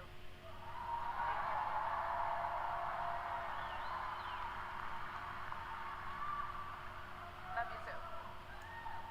I never felt more free and more love for my country than I do now. I want to thank my father, who's in the audience tonight, for opening my eyes. He served over 20 years in the U.S. military. Thank you for your service, Dad. Yeah. I love you, Dad. I love you. I love you so much. Thank you. When I met the President and Melania for the first time, he was kind and generous and funny as hell. Very funny. The First Lady was gracious and smart with a smile that will brighten up any room. If you're watching this tonight, you know our country is in trouble. Just like me. When you go to the store, buy food for your family, you're shocked. When you fill up your gas tank, you're pissed. I know I am.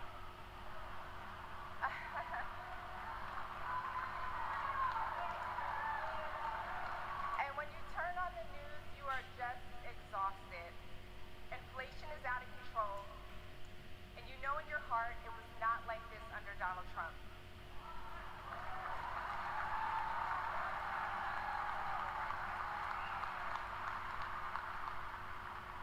My message to you tonight comes from a humble place. The left told me to hate Trump, and even worse, to hate the other side, the people who support him. When you cut through the lies, you realize the truth. American families were better when Donald Trump was president.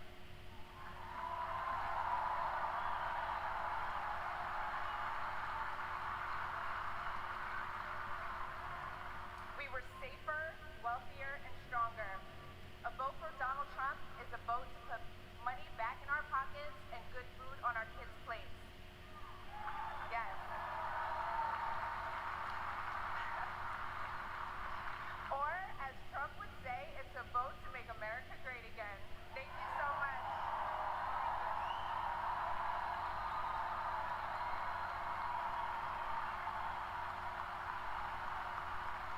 Please welcome Latino American Linda Fornos.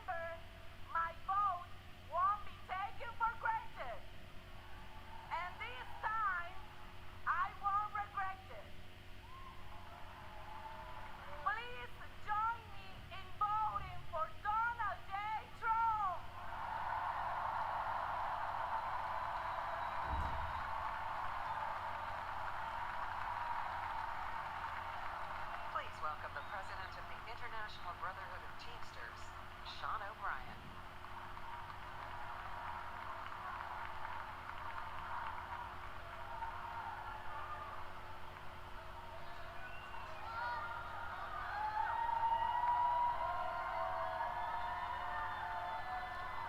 Greetings, delegates and guests. I'm Sean O'Brien, General President of the International Brotherhood of Teamsters.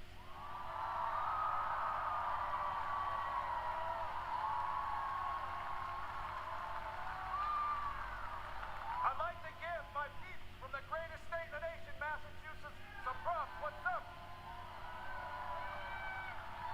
First, I want to thank the hard-working Teamsters and union members here in Milwaukee who play vital roles in the building and operations of this convention.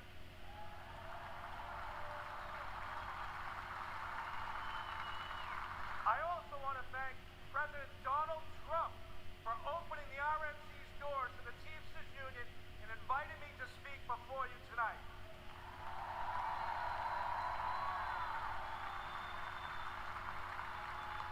I travel all across this country and meet with my members every week. You know what I see? An American worker being taken for granted.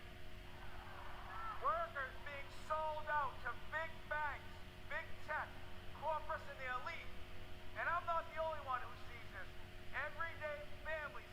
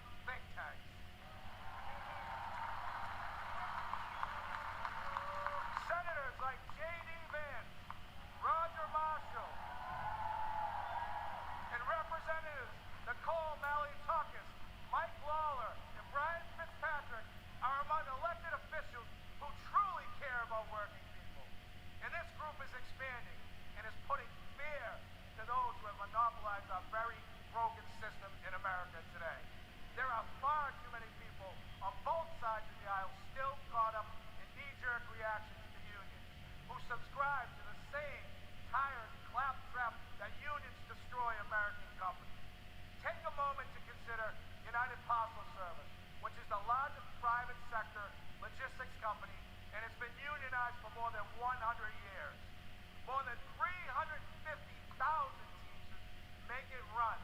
We work for good middle-class wages, quality health care, and secure pensions. There are work rules that ensure fairness and due process for both sides. UPS is the most efficient package delivery company in the world.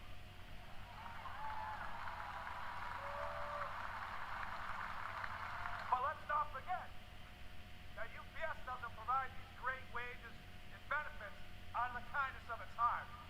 UPS does it because the Teamsters fight for it, all 350,000 of us.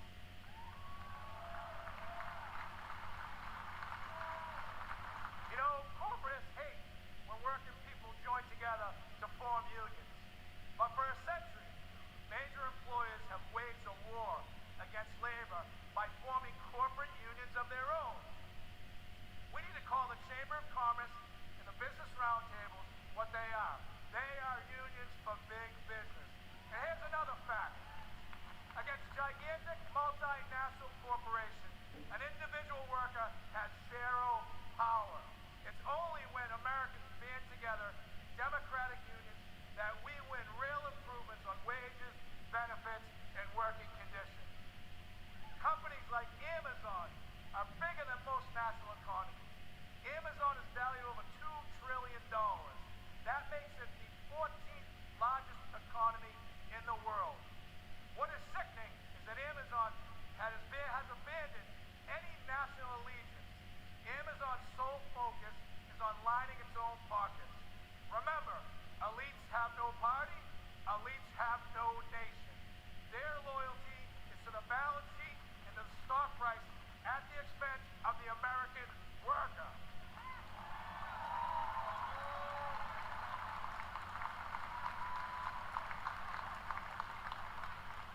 In my office in Washington, D.C., I can see the United States Capitol from my window. I see well-intentioned people arrive in Washington and get eaten up by an unforgiving system. The responsibility to average Americans takes a back seat. The objective now becomes survival. Fundraiser after fundraiser, corporate consultants head every initiative. The Hill crawls with lifers, bouncing from government jobs to corporate jobs and back again. I think we can all agree D.C. is a pretty treacherous area. Most legislation is never meant to go anywhere, and it's all talk. And in America, talk isn't cheap. It's very expensive, and it comes at the cost of our own country. Working people know our system is broken. The elites are not laboring on behalf of workers. There is a political caste system that prevents citizens from accessing their representatives to hold them accountable. For a moment in time, working people in America were seen as essential. Sadly, it took a global pandemic for political and corporate elites to notice this fact. But ask yourself this question. Since the end of the pandemic, when was the last time you heard major news outlets regularly refer to workers as essential? You haven't. The men and women who provide goods and services, deliver packages, stock grocery shelves, care for patients, pick up your trash, and keep our communities safe are taken for granted. All the while, the stock market boomed, housing prices hit record highs, and corporate salaries skyrocketed. But the income of everyday Americans are shrinking in the face of inflation. At the gas pumps, at the grocery store, with the electrical bill, and with the car insurance. This has got to change.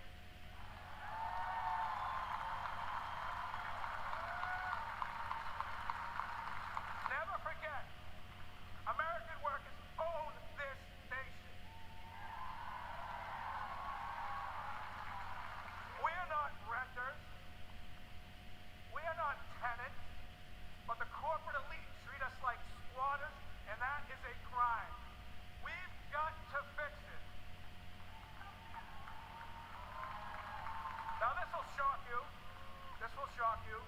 To paraphrase Senator Mark Wayne Mullin, both sides of Congress to stand their butts up.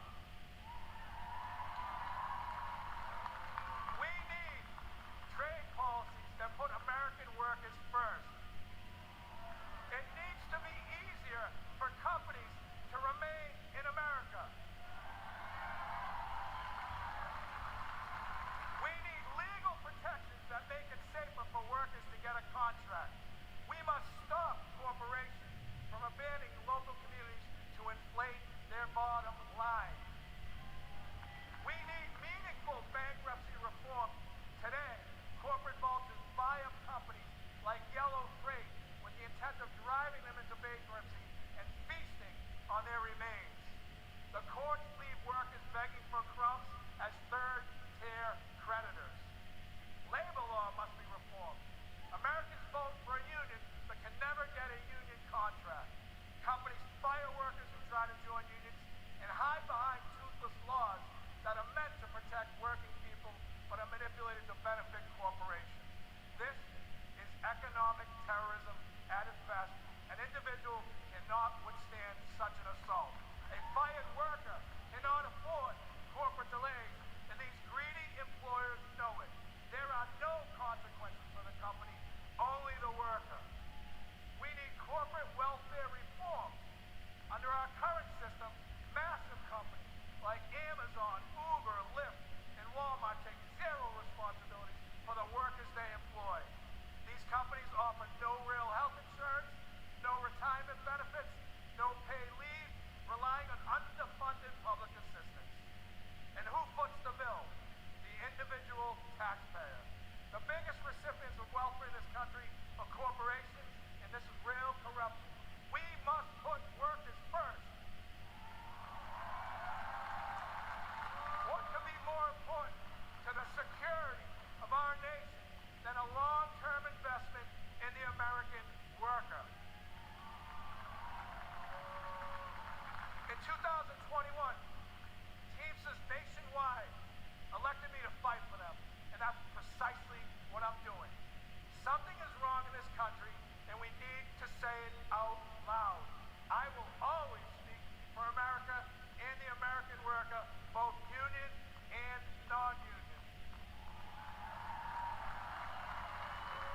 I challenge each and every one of you, and especially my friends on the Democratic side, to embrace cooperation, to truly collaborate, to achieve meaningful and productive change, to ensure we make this great nation in this world the bigger, faster, and strongest nation in the entire world.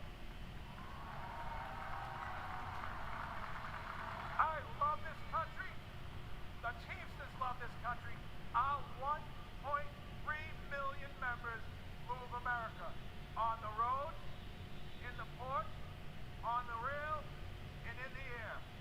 And at the end of the day, if the powers to be stop me from raising my voice on behalf of American workers, I will not have one single regret. I still carry my commercial driver's license.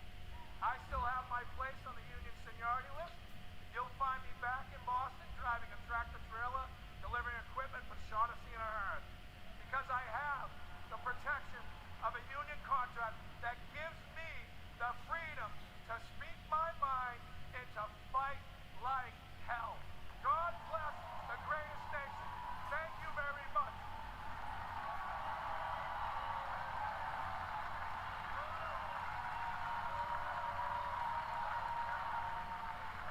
Ladies and gentlemen, please welcome back RNC Chairman Michael Butler.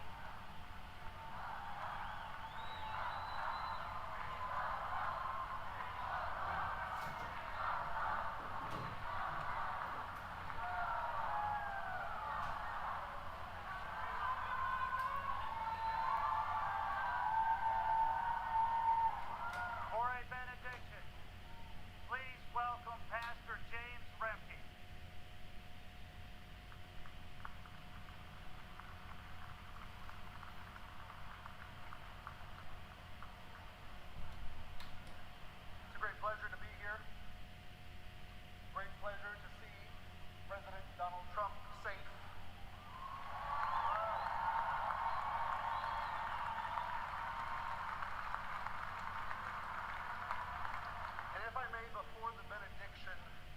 this promise.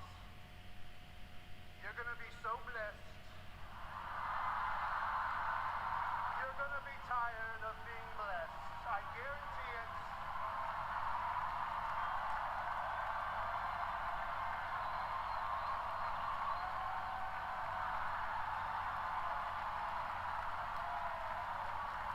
Believe me. Let us pray. In the name of the Father, and of the Son, and of the Holy Spirit. Amen. Almighty God, you have given us this good land as our heritage. Grant that we remember your generosity and constantly do your will. Bless our land with honest industry, truthful education, and an honorable way of life. Save us from violence, discord, and confusion, from pride and arrogance, and from every evil course of action. We give thanks to you for keeping President Trump safe. We pray for the families of those affected by the demonic violence at the rally on Saturday. And we pray you would send your holy angels to guard and keep President Trump from all harm and danger. Grant that we who came from many nations with many different languages may become a united people. Support us in defending our liberties, and give those to whom we have entrusted the authority of government the spirit and wisdom that there may be justice and peace in our land. When times are prosperous, may our hearts be thankful, and in troubled times, do not let our trust in you fail. Through Jesus Christ our Lord. Amen.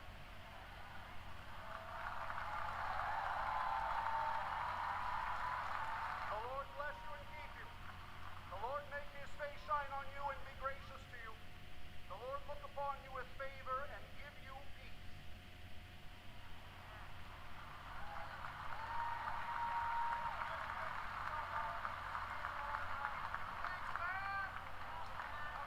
For a benediction, please welcome from California's National Committee woman, Harmeet Dillon.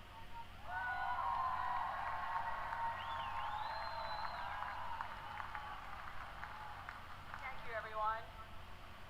These last 48 hours have been some of the most intense, yet most prayerful of our lives. The heinous attack on President Trump and his supporters made all of us pause and seek answers and comfort. I come from a family of Sikh immigrants. I am honored to share with you, my fellow Republicans and guests tonight, a prayer from my faith tradition practiced by over 25 million worldwide.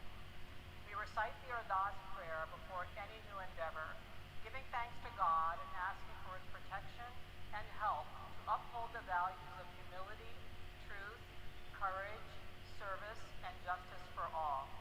To show respect, we cover our heads when we pray.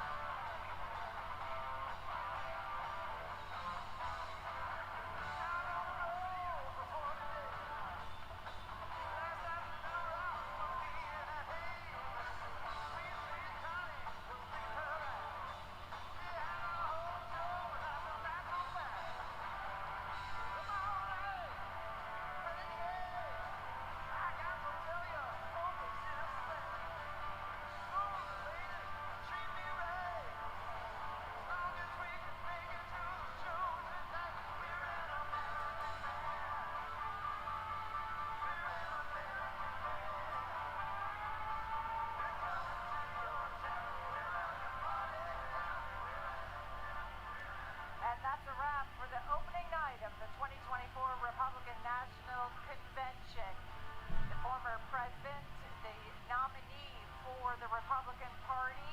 The 45th President of the United States officially nominated tonight.